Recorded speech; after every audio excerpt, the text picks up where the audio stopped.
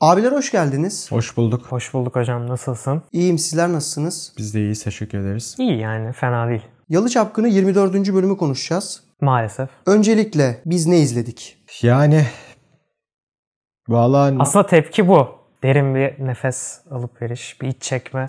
Sen hep şöyle soruyorsun. Abiler bölümü öncelikle beğendiniz mi diye soruyorsun. Bu bölüm aslında sorduğun soru bile cevabını veriyor. Sessiz kalınmalık bir bölüm. Yani aslında suskun kalıp böyle oturmalık bir bölüm 25 dakika boyunca ama işimiz gereği o nedenle konuşmamız gerekiyor. Bence bölüm gerek tempo, gerek senaryo, gerek hikaye, gerek oyunculuk bazında herhalde en kötü bölümdü. İzlediğimiz en kötü bölüm olabilir. En düşük bölüm. Yani öyle bir bölüm ki Diren Polatoğulları, Kazım Ağa bomboş sahneler çekilmiş ve adam hasta ya. Gerek yoktu aslında o sahnelere. Yani o 5-6 dakika boyunca işte babasının fotoğrafını oraya koyuyor falan filan. Gerek var mıydı abi? Kahve falan istiyor. Telefonu diyor ki hani arasam açar mısınız sekreter kıza? Aşırı gereksiz sahnelerdi mesela. Kazım Ağa'yı aslında komedi kısmını üstlenirken görüyoruz dizide. Bu bölüm ama çok güldürmedi. Hiç güldürmedi. Ve ara sıra diğer bölümlerde de görebilirlerdi bu olayları. Hani sadece şu sahnede olsa yeterdi. Zerrin'le Ferit'i konuşurken yakalıyor ya kim bu hanım falan diye. O ara görsek onu sadece yeterliydi. Bence de gerek yoktu diğer sahnelere yani. Sesi mesela çıkmıyor, bağırıyor. Çantamı getirin falan. Hasta adamı oynatmışlar ya. Hakikaten çok saçmaydı yani. O yüzden bölümün saçmalığını buradan anlayabiliriz. Yani rolü olmayacak bir oyuncuyu boş sahnelerle kullanmışlar. Ferit de bu arada hasta gibiydi. Yani çocuk artık yorgunluktan mıdır nedir? Hemen hemen her sahnede Ferit vardı bu bölümde. Çok fazla. Ferit özellikle Pelin'le olan sahnelerde değil mi? Bayağı bir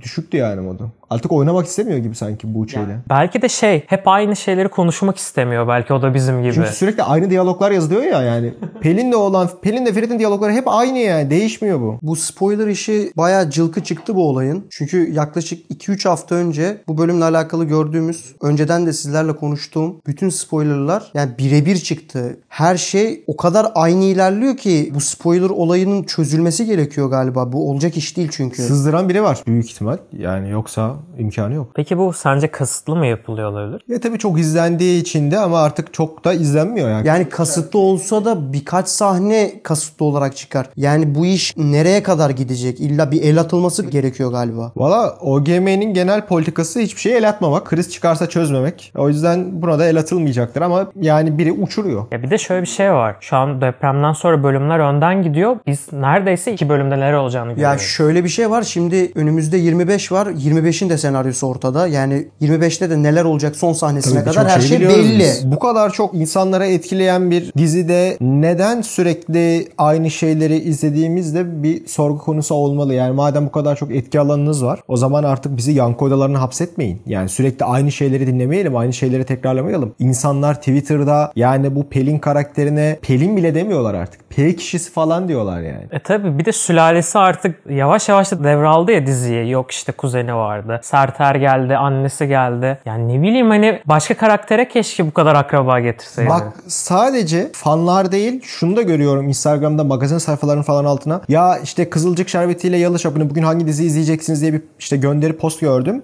Falan yazmış insanlar altlarına. Ya işte bu Pelin'i artık görmek istemiyorum. Bu kız çıkmadan bu diziyi izlemeyeceğim. İşte çok saçmaladılar. Bir tane yorum dikkatimi çekti. Benim de çok ilgimi çeken bir kısım oldu. Neden birkaç bölümdür bütün bölümlerin kurgusu Seyran ile Ferit'in yatağa girip girmemesi üzerine kurulu? Yani artık çok can sıkmaya başladı. Hani galiba şunu düşünüyorlar. Seyran ile Ferit'in yatağa girdiğinde o eski hani işte cinsel enerji, heyecanları yüksek falan diyorduk ya. Onun seyirciye aynı şekilde sirayet edeceği, geçeceğini düşünüyorlar. Bana geçmeyecek yani. Bir de Ferit'teki bu kadar saçmalıkların da ortaya çıkması en büyük sıkıntı. Bence Mert'e de o kızdırıyor olabilir. Yani şimdi ben birkaç bölüm önce Kazım Ağa'ya dedim işte ben Seyran'ı da sizi de çok seviyorum. Ailem gibisiniz. Zamanında da Pelin'in annesine aynı şeyleri demiş olduğunu gördük. Tabii ki de karakter içerisinde bir yere kadar tutarlı ama insanlar artık bunu da izlemek istemiyor. Bu çok önceki bölümlerde çıksa sıkıntı olmazdı. İlişkinin başında demiş olabilir Pelin'e bunları sonuçta. Tabii bir de şu da var. Ferit daha önceki bölümlerde Pelin'e şunu demedi mi? Ben öyle hatırlıyorum. Sen biliyordun kızım yani ben hiçbir zaman seninle evlenmek istiyorum demedim. Ben seni sevmedim sen bunları biliyordun falan filan diye hatta bir gece kulübü olayı olmuştu Abidin'le gittikleri. Orada Pelin'le atışmışlardı kulübün çıkışında. İşte bu fotoğraflanma mevzusu Cruise'un olduğu bölüm. Orada bayağı sinirlendi, hiddetlendi ve dedi yani sen hepsini biliyordun Pelin, bu işin böyle olmayacağını, bizim evlenmeyeceğimizi, seninle evlenmek istemediğimi biliyordun. Ama bugünkü bölümde gördük ki Ferit gitmiş Pelin'e mesela demiş ki yani işte ben kızınızı çok seviyorum, onunla evlenmek istiyorum falan. Ya o kadar çok tutarsızlık var ki artık çok rahatsız etmeye başladı yani. Ya şöyle bir durum var. 6. 7. bölümde Fuat'ın çocuk meseleleri artık işin içine dahil olmuş. Fakat sonra bir kesik yemiş. 22. 23. bölümden sonra tekrar bu gündeme gelmiş. Şimdi burada anlamadığım nokta bu aradaki 10 bölüme ne oldu abi? Yani o 10 bölüm neydi o zaman? Ne izledik biz? Biz ilk 14 bölümü zaten beğendik. Sadece biz değil, reytinglere bakılırsa izleyiciler de beğenmişti. Ta hocam şey yaptık. 15'ten sonra dedik ki biz başlayalım bunun videosunu yani yapalım dedik. 15 reytinglere çıkan bir dizi söz konusuydu. Şu anki geldiğimiz noktada yani 8-7 reyting bile bu dizi için fazla bence. Bence de. Çünkü sürekli aynı konular etrafında dönüp duruyor. Yani OGM neden bütün dizilerinde bir metres ortaya sıkıştırıyor değil mi yani? Ya tamam bir aşk üçgeni yapacaksın falan ama ben geçen bölümde dedim hala sözümün arkasındayım. Neden sadece mesela Pelin? Yani Yusuf gariban mesela. Yani Yusuf'u niye kullanmıyoruz? Buradan Yusuf karakterini canlandıran oyuncuya sesleniyorum. Bence menajerini değiştir yani. Bak daha iyi bir menajerle çalışırsan yolun açılabilir. Mesela işte İnsanları Sunay'la falan basıyor. Tabii Sunay'la şeyi yakaladı. Hesap soruyor falan. Ne alaka mesela? Bu da çok saçmaydı. Yani ne gerek var böyle şeylere? Mesela eşik bekçisi misin hocam? Namus bekçisi yani misin? sen aynen. Sen affedersin yani yallahı yedin. Sana Seyran da dedi bunu. Suna da dedi. Seni kale alan yok. Sen neyin peşindesin mesela? Ya Yusuf karakteri de çok pasifize edildi. Aslında güçlü bir karakter. Hani onu geçtim. Mesela Defne'yi de eklemişler diziye. Sonra Efe'yi de eklemişlerdi. Bunlar da hiçbir yere çok bağlanmadı. Başka bir blok oluşturdular. Niye geldi Defne ile Efe? Ne işe yaradı? Ya Defne ile Efe hikayeye dahil olmasa da olurdu yani. Ya mesela şeyi devam ettirseler Defne olayında. Orhan'la olan ilişkisi ve Ferit'in bunu öğrendikten sonra hani o Yalı Çapkını mevzusunu oradan ilerletselerdi çok iyi giderdi. Ama onu da bir şu anlık bir stopa aldılar. Bir durdurdular. Yine ileride işleyeceklerdir. Bu bölüm Pelin'in annesi Zerrin diziye dahil oldu. Oldukça fırtına estiren bir karakter olarak devreye girdi ve bütün güç elinde, herkesin her şeyini biliyor ve herkesi bir tehdit ediyor falan, böyle bir karakter girdi. Ya bildiğin ana kötü gibi bir şey oldu bir anda dizide. Şimdi bu karaktere gerek var mıydı? Ben bunu mesela anlayamadım. Yani çözümleyemedim. Ya zaten Pelin karakterinin artık yavaş yavaş hikaye dışına itilmesi gerekiyordu. Şimdi şöyle bir şey var arkadaşlar. Pelin'i şu an hikayeden, senaryodan çıkartırsak zaten dizi devam edecek. Yani Pelin'e gerek yok. Çok hikaye var bir de. Yok. Ya hikaye gereği de yok. Hani bak ben 2 bölüm önce dedim. Dedim ki ya evet Pelin'e bu bölüme kadar gerek vardı. Ya yine bana göre bazı tezlerime göre Pelin karakterine yani 21-22'ye kadar gerek vardı ama artık süresini doldurdu. Ben Pelin karakterinin artık bu dizide ve bu hikayede var olmasının sadece izleyici genelinde değil senaryo genelinde de riskli olduğunu düşünüyorum. Yeni karaktere gelecek olursak Zerrin karakteri. Ne gerek vardı? Mesela Zerrin karakteriyle yaratmak istediğin çatışmayı Efe Seyran'la birlikte yaratacaktı zaten. Niye mesela Efe, ben Fırat Çelik mesela iyi bir oyuncu. Neden Fırat Çelik'i izleyemedim doğru düzgün? Veya niye mesela Mine Tugay, ki o da yine güçlü ve iyi bir oyuncu, sadece bazı sahnelere yamanmak için geldi. Yani hiçbir faydası dokunmadı diyorum ya. Efe'nin de Defne'nin de senaryoya hiçbir katkısı olmadı. Ki olması gerekirdi yani. Evet, niye mesela böyle güçlü oyuncular kullandı? Mesela şu an galiba yapım ekibi ve senaryo ekibine göre hikayeye katkısı olan tek oyuncu Buğçe Buse.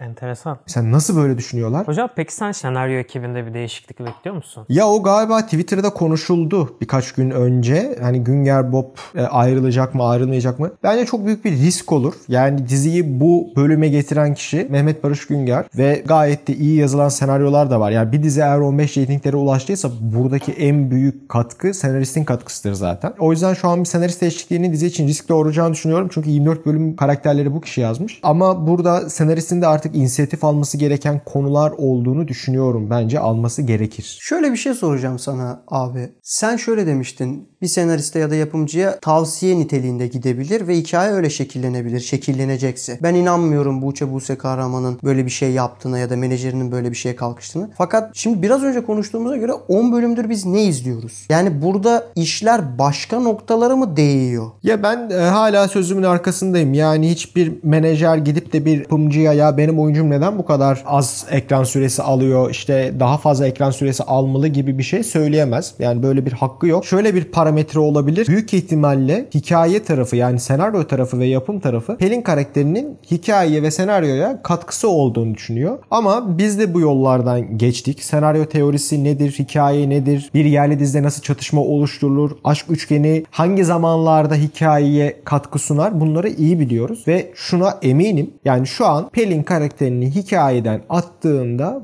bu hikaye aslında daha akıcı hale gelecek. Ratingler iyi gidiyordu. Biz zaten zirvedeyiz. Bir şey olmaz. Hani birazcık uzatalım. Diğer olayları çok açmayalım. Ya bir kulağına çıtlatma mevzusu olmuş olabilir. Çünkü aynı şeyde diyoruz ya, Yusuf Gariban bu çocuğu niye eklemiyoruz ya da başka oyuncular ne hiç ses çıkarmıyor falan gibi. Orada tabii ki de iyi bir menajeri olduğu için konuşulmuş olabilir. Ama bu kadar olmuş olamaz. Maksimum 1-2 bölüm daha fazla bir şey olmuştur. Pelin karakterini demek ki hem senarist hem de yapım tarafı şöyle düşünüyor. Bu karaktere hala gerek var. Karakter hala çatışma yaratabilir. Eleştiri gelmesi çok umurumuzda değil. Ne de olsa hala izleniyoruz. Hala yüksek izlenmeler alınıyor. O nedenle biz bu karakterden devam, üstüne bir de annesini eklediler. Bir de nasıl birisi, annesi de bu aileye dair bayağı gizli bilgi falan biliyormuş yani. Tabii bayağı ajanmış yani. Tabii kardeşi falan varmış mesela Orhan'ın. Bu bölümde diziye yeni katılan Zerrin karakteri Halisa'yla konuştu ve burada önemli bir noktaya değindi. Yalıya giremeyen, bizim de önceden bahsettiğimiz Halisa'nın bir çocuğu olduğu ve bir torunu olduğuyla alakalı. Bugün öğrendik, bu kişinin adı Nüket'miş ve kendisinin bir de erkek çocuğu varmış. Burada bir sinyal var. İleriye bir çengel atıldı ve belki de bizim teori videosunda da konuştuğumuz gibi Halisa ölürse Yalı'nın iplerini ele alabilecek bir karakter ortaya çıktı ve bunun da ismini öğrendik. Bu konu hakkında ne düşünüyorsunuz? Senarist 2. sezon için bir hikaye açılımı yaptı. Yani biz Nüket karakteri ve oğlunu 2. sezonda mutlaka göreceğiz. Halisa'nın sahnelerini dolduracaktır. Onun yerine dolduracaktır. Evet, büyük ihtimal Çetin Tekindor, zaten biz bunu daha önce de söylemiştik. Bu sezon ayrılacak. Çetin Tekindor ayrılacağı için yerine Nüket isminde galiba güçlü bir kadın oyuncu eklenecek oraya. Ve Seyran'la Ferit'in arasında bir şeyler. Tabii yani bilmiyorum ama bu iş böyle giderse Pelin karakteri 2. sezonda da olabilir yani. Zerrin'in bu olayları bilmesini şöyle açıklayabiliriz. Halisa'yı aslında bir nevi tehdit edecek bu durumda. Halisa da belki de şunu yapabilir. Orhan'la bu durumu konuştuktan sonra. Pelin biliyorsunuz ilk bölümde reşit olmayan bir kızı Ferit'in yatağına sokmuştu. Biz de böyle bir olayın üstünü örtmüştük, haberiniz var mı falan deyip onunla karşılıklı tehditler savurabilir ve Zerrin'le Pelin'in aslında hikayeden çıkışını öyle bağlayabilirler yani. Çok anlam veremedim çünkü başka türlü bağlanması. Tabii çok güzel bir yere değindim bu arada. Pelin karakteri ilk bölümde yaşı 18 olmayan, henüz reşit olmayan bir kadını Ferit'in yatağına soktu. Bu TCK'da suç.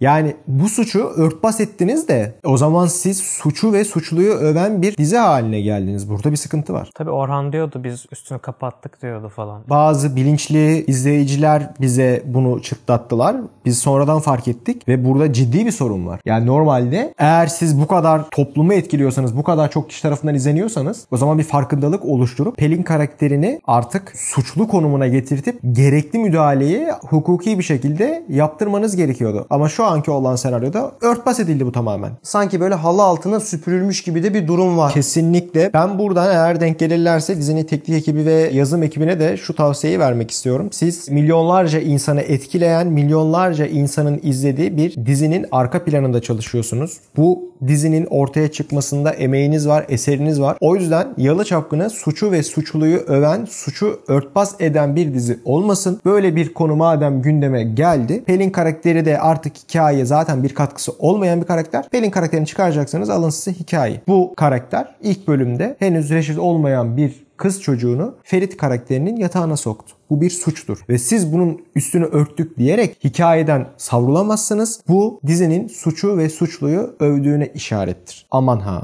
Peki hocam, Türk dizilerinde gerçekten bu konunun da haricinde çok fazla toplumu aslında kötü etkileyecek sahneler görüyoruz. Bu da bir sıkıntı değil mi ya? Sıkıntıdır tabii. Özellikle çok sert sahneler görüyoruz. Özellikle kadın şiddet konusu çok var. Mesela bir şeye değinmek istiyorum bununla ilgili. Sevgili Birsen Altuntaş genellikle kadına şiddet konulu dizileri kendi sitesine ve kendi haberlerine taşıyan bir isim. Neden Pelin karakterinin reşit olmayan bir kız çocuğunu Ferit'in yatağına sokmasını haberleştirmedi mesela? Madem böyle konular konuları işliyorsun. Tweet olarak atıyorsun. Neden mesela bu konu seni ilgilendirmedi? Bu da suç. Tabii artık ilgilendirse de bunun haberini biz alamıyoruz. Çünkü malum kendisi tarafından Twitter'da engellendik. Biz kendisine hiçbir şey yazmadık. Sevgili Birsen Altuntaş'a hiçbir şekilde itham edilmedik ama galiba Pelin karakterini eleştirdiğimiz bir videomuz galiba önüne düştü. Bizi engellemiş dizi şapkınını. Çok garipsedim yani. Bir sen eksiktin ya gerçekten hocam. Gazeteciliğin birinci ilkesi aslında tarafsız olmak. Kesinlikle. Devam edecek olursak bu bölümde Ferit'le Seyran sahnesi, yine bir tartışma sahnesi. Yine aynı diyaloglar üstünden, yine aynı şeyleri seyrettik. Biz neden her 2 bölümde bir bu kavgayı hep aynı diyaloglar üstünden görüyoruz? Niye dizi bu kadar kendini tekrar ediyor? Başka bir konuşulacak ya da başka kavga edecek bir neden yok mu? Hep niye aynı şeyler söyleniyor? Ben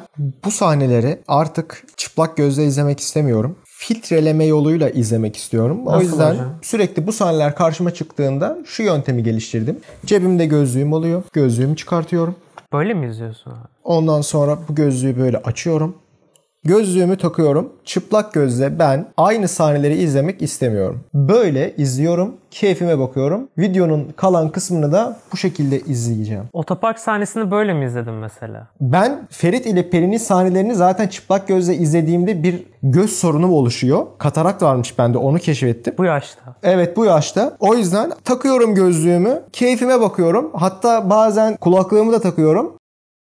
Keyfim rahat. Ne izlemek ne dinlemek istiyorum. Ben de şöyle bir metot geliştirdim. Artık diziyi YouTube'dan izliyorum ben de. 1.5x hızını alıyorum YouTube'da. Mis gibi izliyorum diziyi. Yoksa tahammül edemiyorum ben de. Bence kıymetli izleyicilerimiz de çıplak gözle bu sahneleri izlemesinler. Bir gözlük geçirerek, hiç değilse filtreleyerek izleyebilirler. Belki hayal ettikleri sahneyi görebilirler. Bu şekilde izlersek izlenmiyor arkadaşlar. Göz sorunlarına gebe. Böyle izleyin. Gayet rahat. Bence çok güzel bir öneri oldu izleyicilerimiz için. Yani 26. 27. bölüme kadar böyle izleyebilirler diye düşünüyorum. O zaman son sahneye geçelim. Gülgün'le Ferit'in konuşmasını Seyran duydu ve daha sonrasında Ferit'in eline yüzüğü verdi. Eline verdi Ferit'in, evet. Seyran biraz fazla meta olarak kullanılmış galiba bu bölüm. Tabii sosyal medyada Seyran sana fotoğraf göndermek istiyor diye hem gecelikli hem kırmızı üstlü fotoğrafını böyle çok fazla Çok paylaştılar. teşhir de yapılmış. Bu da gözden kaçmasın. Yani bilmiyorum, artık dediğim gibi bu bölümü direkt böyle gözlükle izlemek gerekirdi. Neredeyse çok az gözüken bir karakterin dizinin YouTube kapağında kullanıp buradan izleyici çekmek bana çok 2010'lar YouTube'unu hatırlattı. Aynen, buradan ekmek çıkmaz. En fazla böyle işte eleştiri videoları, eleştiri tweetleri gelir size. Ya çok da konuşmak istemiyorum. Bu bölüme dair söylenebilecek bir söz var mı hocam? Ya bu bölüme dair söylenebilecek